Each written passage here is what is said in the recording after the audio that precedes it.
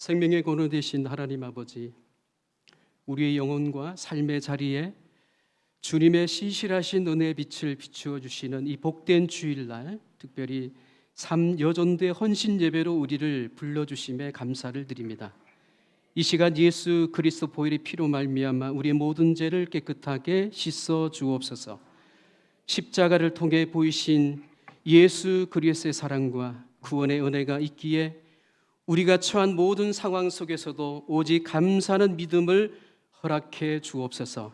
참 좋으신 하나님, 비록 지금 우리의 형편이 넉넉하지 못하고 마음이 지쳐 있을지라도 주님의 크신 은혜가 여전히 우리 가운데 임하여 성령으로 충만케 하여 주옵소서. 소망을 잃어버린 이들의 눈물을, 마음의 상처로 신음하는 이들의 아픔을 주님이 직접 닦아주시며 우리의 영원한 피난처와 요새가 되어 주옵소서. 그리하여 오늘 드려지는 이 삼여전대 헌신 예배가 온 성도들의 삶을 깨우는 복된 헌신 예배가 되도록 축복하옵소서. 우리를 날마다 새로운 기쁨을 주시는 예수 그리스도의 이름으로 간절히 기도 올리옵나이다. 아멘.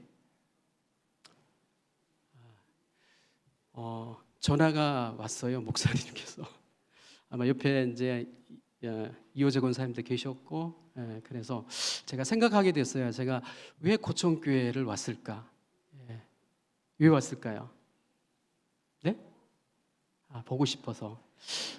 제가 가만히 보니까 92년도, 93년도, 94년도 그 신학생 시절이었어요. 시골에서 가난한 신학생. 목사님이 손잡고 어디를 간다면 제 고향이 울산이기 때문에 고신대학교로 가는 게 아니라 성결대학교, 그 당시에 성결교 신학교였죠. 손을 잡고 저희 고향교회 목사님이 학교에 보내셨어요. 근데 그때 제가 군대를 갔다 오고 이 고천교회를 오게 됐어요. 네. 3년, 그리고 교회를 개척하기 전에 8년, 11년을 제가 여기 있었던 것 같아요. 저 인생에 있어서.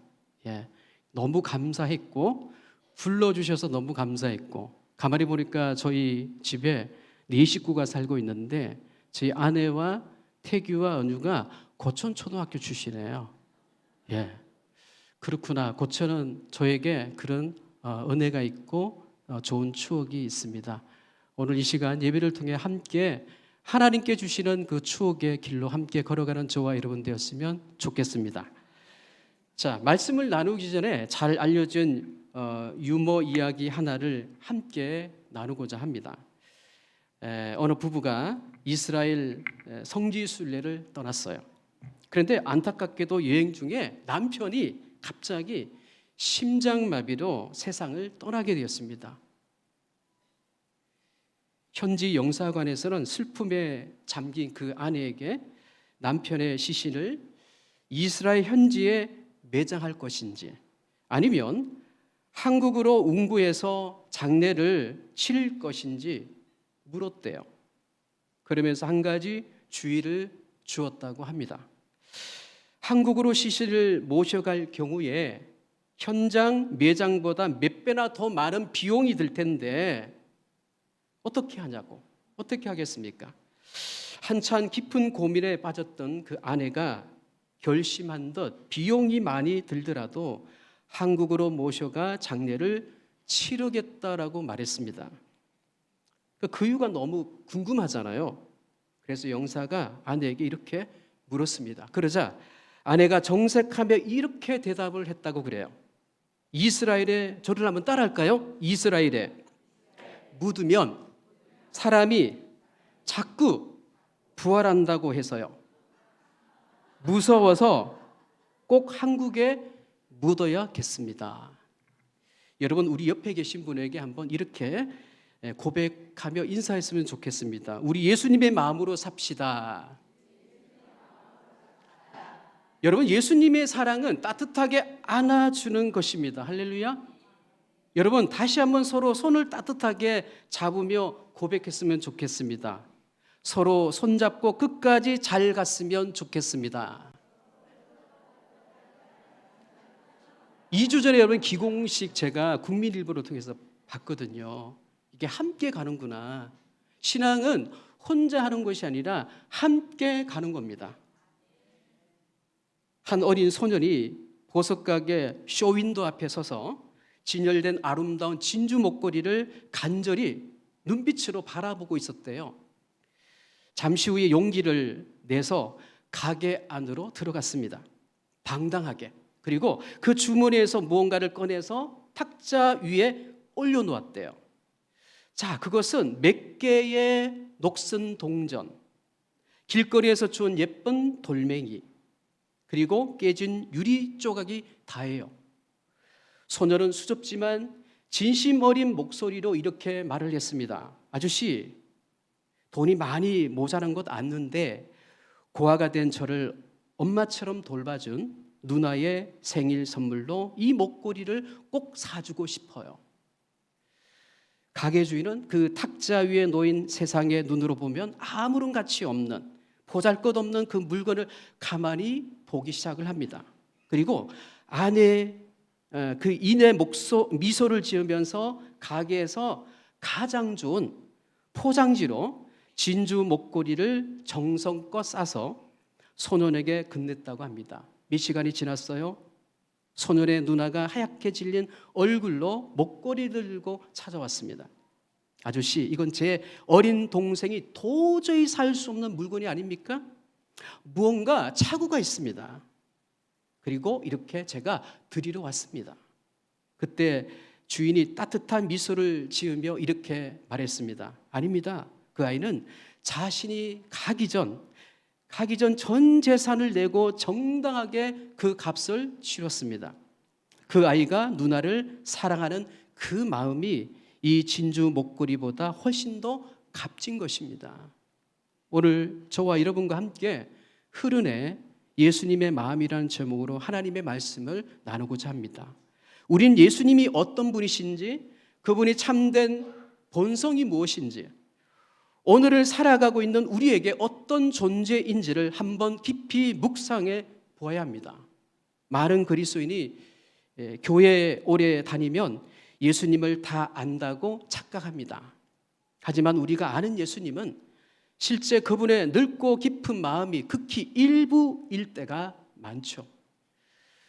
우리는 흔히 우리가 신앙생활을 잘한다, 그리고 순종할 때는 예수님이 우리를 너무나도 사랑하고 계시는구나, 그렇게 생각하죠.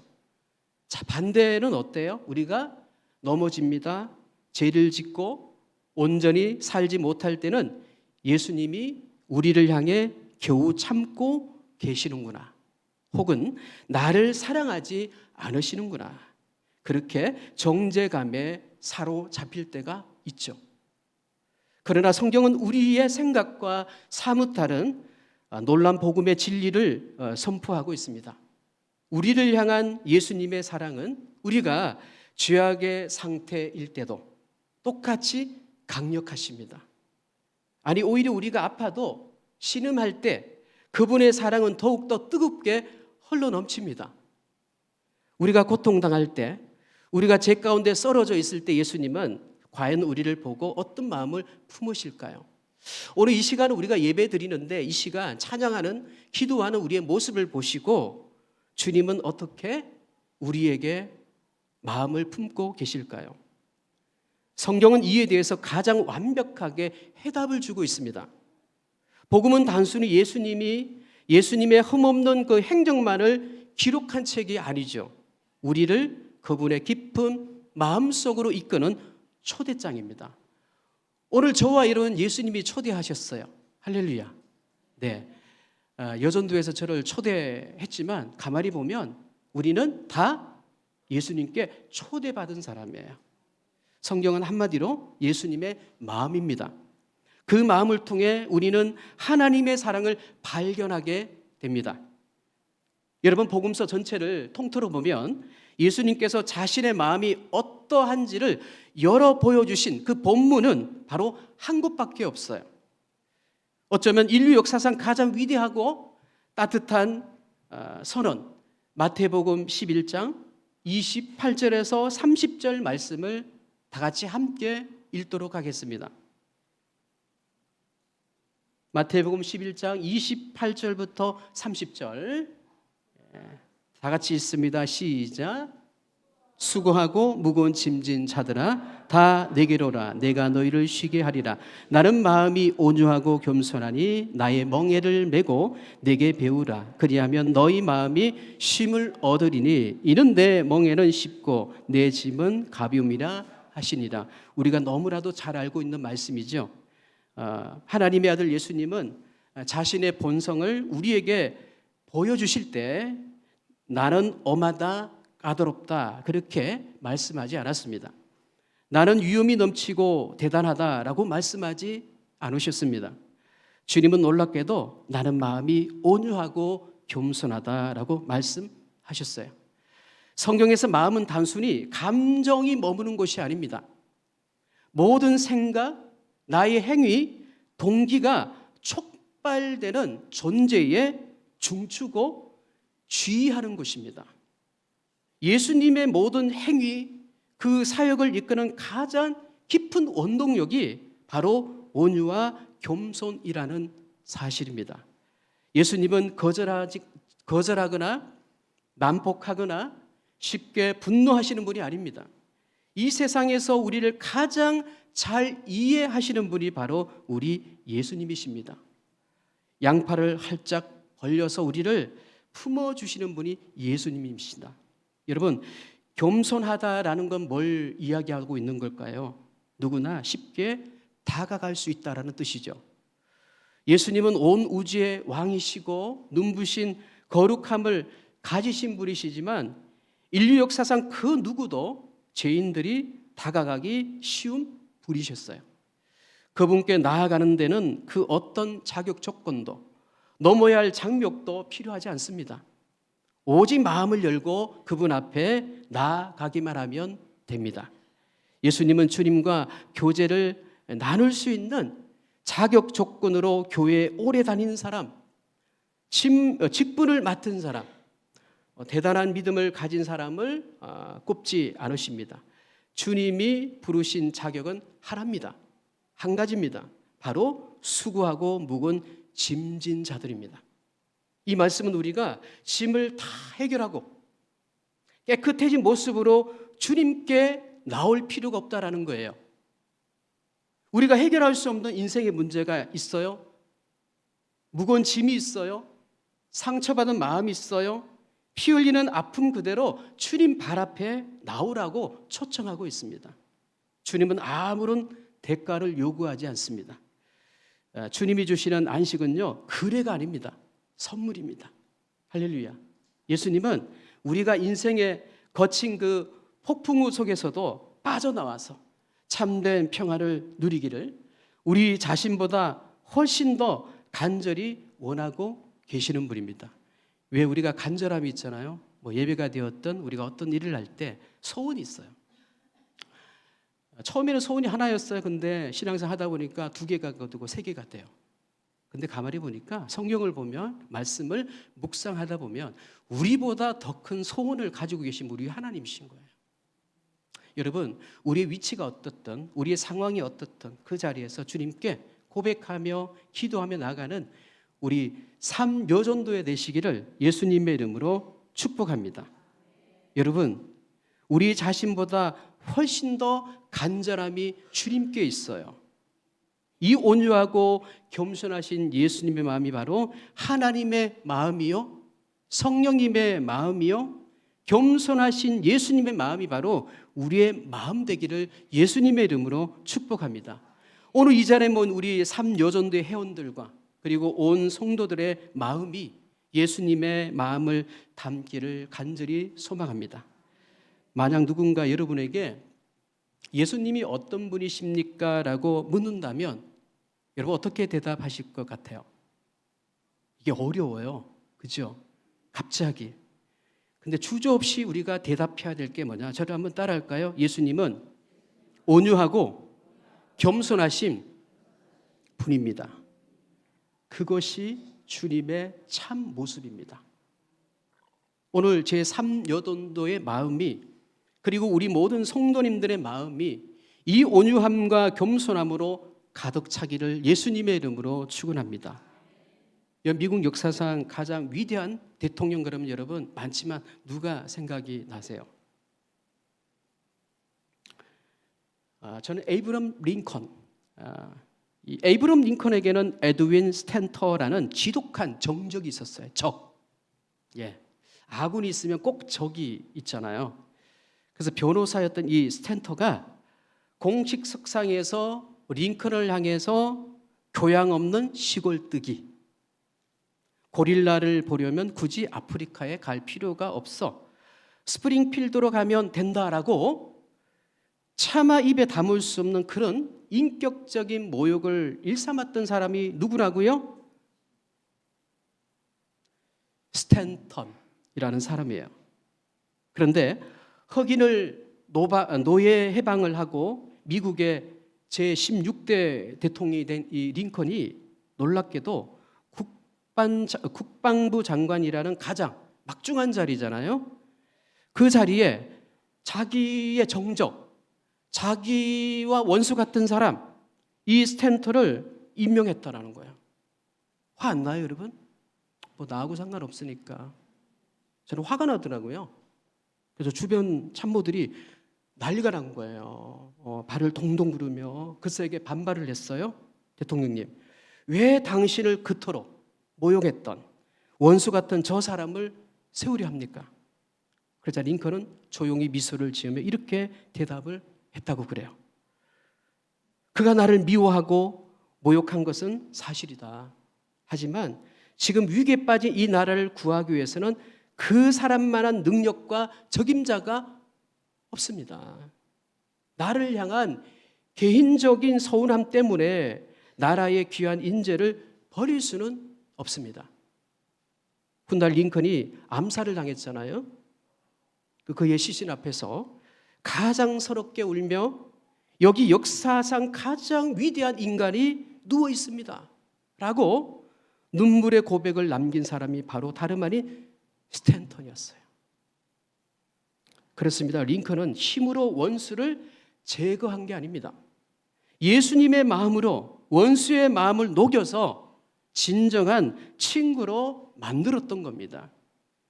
나를 아프게 하고 나를 미워하는 이유까지도 넉넉하게 용납하고 품어주는 마음이 바로 오늘 저와 여러분의 가슴에 품고 세상으로 흘려보내야 할 예수님의 마음입니다. 말로만 살아가는 것이 아니라 온유함과 겸손함으로 주변에 따뜻한 울림을 주는 그런 행동하는 그리스도인들이 다 되시기를 예수님의 이름으로 축복합니다. 저는 감사하는 게 참 많아요. 왜냐하면 혼자 신앙생활을 했어요. 또 혼자는 아니잖아요. 누군가 기도해 줬기 때문에. 제가 고등학교 1학년 때부터 신앙생활을 했어요. 그전에 주일학교를 다녔는데 예수님이 누군지 잘 몰랐어요. 예, 친구 따라 강남 가니까 나도 교회를 갔고, 그런데 고1 때 친구가 찾아왔어요. 여러분 오늘 찬양 부르신 거 있죠? 내게 만족함이 없었네. 저에겐 굉장히 익숙한 노래이지만 저는 교회를 다니기 전에 저 노래를 불렀어요. 그 친구가 기타를 참 잘 쳐요. 저는 기타를 잘 못 치지만 당시 배웠는데 저보고 내게 만족함이 없었나 저 찬송을 자기가 특성을 하는데 혼자 하면은 어때요? 혼자 어색하기도 하고 좀 그래서 열심히 학교를 다니는, 공부는 잘 못했지만 열심히 학교를 다니는 저를 꼬드겼어요. 그래서 저를 2달 동안 내게 만족함이 없었는데 저 찬양을요 2달 동안 했어요. 예수님 누군지도 모르는데. 그래서 오늘 같은 날 이렇게 학생부 예배가 2시였거든요. 그래서 생판 모르는 사람이 앞에 그 김광순이라는 친구하고 저하고 찬양을 하니까 저는 얼마나 떨었겠어요. 근데 그 자리가 좋더라고요. 예. 주일학교 다닐 때 생각이 나고 내가 지었던 죄도 생각나고, 야, 이제부터 내가 신앙생활 해야 되겠다. 그래서 교회를 다니기 시작했어요. 그러다가 한 2년, 3년을 다니다가 갑자기 수련회 때 2년쯤 돼서 학생회 수련회 기도원에서 하잖아요. 그래서 기도원에서 강다리 목사님, 욕 잘하는 목사님이 계세요. 예, 미국에 사시는데 지금 돌아가셨는데 그분이 부모님을 구원시키려면 서운하라는 거예요. 그 제가 거기 일어났어요. 내가 그때 왜 일어났을까? 그때부터 기도했어요. 부모님의 구원을 위해서. 그리고 제가 장남이지만 두 남동생이 있는데 기도하고. 그래서 제가 신학교를 갔어요. 여러분 신학교 가는 거 반대하잖아요. 왜 반대합니까? 교회를 안 다니시는 분이 부모님들이 신학교 간다 그러니까 말리잖아요. 근데 말릴 걸 알고 제가 미리 뭐 했냐면 숨어서 공부를 했어요. 숨어서. 교회 식당에 이렇게 방이 하나 있어요. 거기서 6개월 동안 공부하고 학교 가서 공부하고 새벽 기도도 가고 그렇게 한 6개월 하고 제가 몰래 시험 보러 갔어요. 몰래. 독서실에 가니까 돈 주세요. 공부해야 돼요. 그럼 부모님 주잖아요. 네. 그때 가정 형편도 참 어려웠는데 주시더라고요. 그럼 뭐 하세요? 꼬박꼬박. 차비도 해야 되고 가서 밥도 먹어야 되고 시험을 봤어요. 그리고 시험 보고 내려왔어요. 근데 여러분 시험 보면 합격증이 그 당시에는 어떻게 오냐면 메시지를 안 와요. 어떻게 옵니까? 하얀 봉투에 이렇게 하얀 봉투 거기에 합격 통지서, 국민은행, 계좌번호, 돈 보내라는 거지 등록금. 근데 제가 받은 게 아니라 부모님이 받았어요. 그래서 이게 뭐냐 사실대로 얘기했어요. 얘기할 때 저는 이번에 못 가면 내년에 가면 되겠구나. 그래서 포기했어요. 그러니까 한 달이 지났어요. 포기하고 이제 열심히 직장생활 하다가 돈을 조금 모아서 이렇게 또 가면 되겠다 그랬는데 불러요. 제 아버님이. 불러서 야 등록금은 어떻게 해결했는데 그 다음부터 네가 알아서 해라. 그랬죠. 제가 뭐 아나요? 학교 가는 게 중요하잖아요. 그래서 성결 신학교를 가고 그리고 여러분 그 신앙생활을 혼자 하는 겁니까? 같이 하는 겁니까? 혼자 하면 위험해요. 그래서 제가 신학교를 다니고 군대를 좀 짧게 갔다 오고 그래서 이제 교회를 찾아야 되잖아요. 왜냐하면 교목실에는 봉사하는 교회가 필요해요. 그래야 이제 점수가 나와요. 채플. 점수가 나와요. 그래서 제가 선배님을 만났는데 이 교회를 다녔어. 그래서 교회 가지. 그래서 온 교회가 고천 성결교회. 저는 잊을 수 없어요. 그래서 한 달 되면 꼬박꼬박 차비하라고 사례비 10만 원을 주셨거든요. 그것 가지고 생활하고. 그리고 그때 제가 어디 갈 데 있나요? 학교 아니면 교회 아니면 그때는 뭐 수예배도 오고 금요 기도에 와서 철야하고 어디로 갔냐면 그때 왜 교회 사찰 집사님 이렇게 방이 있었잖아요. 거기서 하룻밤 자고 토요일 날 일찍 일어나서 학교 가고 학교에서 자고 다시 주일날 아침에 오고 이런 반복의 생활을 제가 3년을 했어요. 근데 참 많이 배웠어요 그때.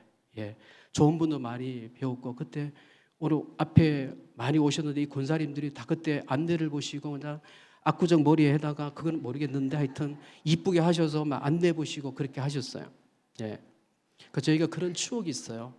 자 가만히 보니까 하나님이 그런 마음을 가지고 우리 성도님들이 기도해 주셨고 그때 지금 담임 목사님이 그때 부목사님이셨거든요. 그럼 이 주일날 여러분 기숙사는 토요일날 주일날 밥 안 줘요. 교회 주일날 밥 줘요? 주는 교회가 없어요. 근데 목사님은 불러요 이렇게. 그때 목사님께서 저희 신학생들 몇 명 있거든요. 이렇게 불러다가 집에서 삼겹살도 구워주시고 그리고 교회 식당에서 밥도 좀 이렇게 해먹고 그렇게 했거든요. 그런 예수님의 사랑 때문에 제가 여기 있는 거지 제가 잘해서 여기 있는 게 아니에요. 오늘 그 사랑 그 마음 가지고 함께 신앙생활하는 저와 여러분들이 오늘 보이지 않는 분도 있어요. 그죠?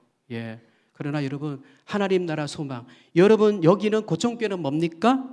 고향이잖아요. 우리의 본향은 어디입니까? 천국. 그때까지 만날 때까지 여러분 손 놓지 않고 다 같이 손잡고 함께 아름답게 예수 그리스도의 마음을 가지고 걸어가는 믿음으로 살아내는 저와 여러분 되시기를 예수님의 이름으로 축복합니다. 기도하겠습니다. 사랑하는 하나님, 오늘 새롭게 헌신을 다짐하는 제3여전도의 회원들과 귀한 믿음의 성도들에게 솔로몬에게 주셨던 지혜를 주시고 다윗에게 주셨던 영적 용기를 허락해 주옵소서. 무엇보다 우리 안에 온유하고 겸손하신 예수님의 마음을 부어주셔서 메마르고 거친 이 세상에서 주님의 사랑을 따뜻하게 흘려보내는 축복의 통로가 되게 하여 주옵소서. 우리의 가정이, 우리의 일터가, 그리고 우리 교회가 예수님의 마음으로 치유되고 살아나는 역사가 있게 하옵소서. 우리를 사랑하시되 끝까지 사랑하시는 예수 그리스도의 이름으로 간절히 기도 올리옵나이다. 아멘.